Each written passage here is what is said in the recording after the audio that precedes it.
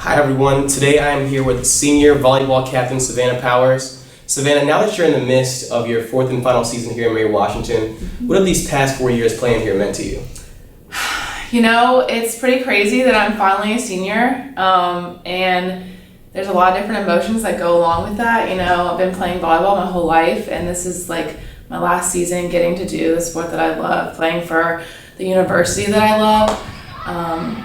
It's been really great, and I just am so appreciative of the team that I have here and, you know, building best friends and family that I know I'm going to have for such a long time. So that's one of the biggest things I've gotten out of the volleyball program. And also just my 4 years here, I've really learned how to, you know, devote myself to something bigger than just me. Right. Well, I mean, you certainly made your mark. I mean, since you've been here, you've been first team All-CAC every season, CAC All-Academic every season. You won Rookie of the Year your freshman year. You won Player of the Year, CAC Player of the Year your junior season.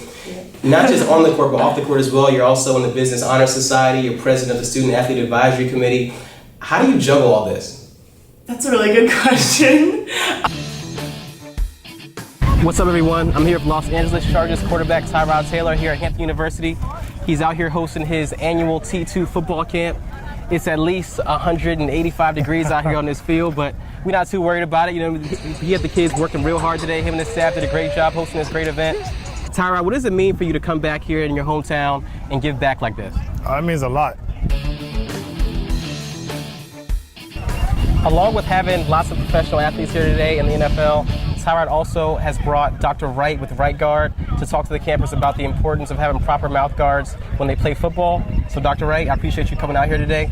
Tell us about why you came out here to talk to these kids and why it's important to talk to them about the importance of having the mouthpiece in while they're playing and the importance of it all. Absolutely. Well, first of all, thanks for having me, Tyrod. I appreciate having me out.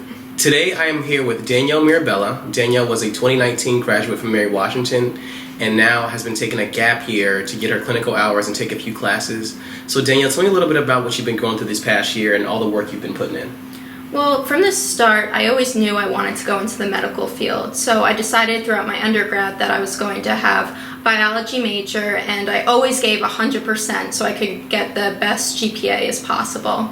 I was also on a nationally ranked tennis team where I was captain my senior year, so I knew that leadership quality and teamwork quality was definitely going to help me stand out a little bit.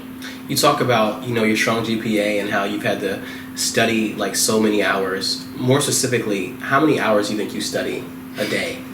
Well, I would say throughout undergrad, it was at least 4 or 5, but the weekends maybe more, so I would say total 30-ish hours a week. So pretty crazy, maybe even more. I was known for pulling those overnights before.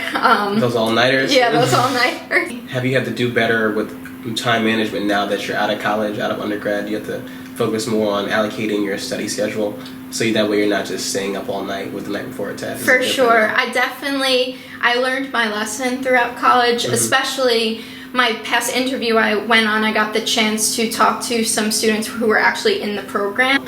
Now that you put in all this work over the past few months and you're getting these phone calls from different schools, what are the characteristics that you're looking for most in a PA school? For sure, number one is the faculty. I know this past interview that I just went on, how caring they were and how much they strive to help you succeed.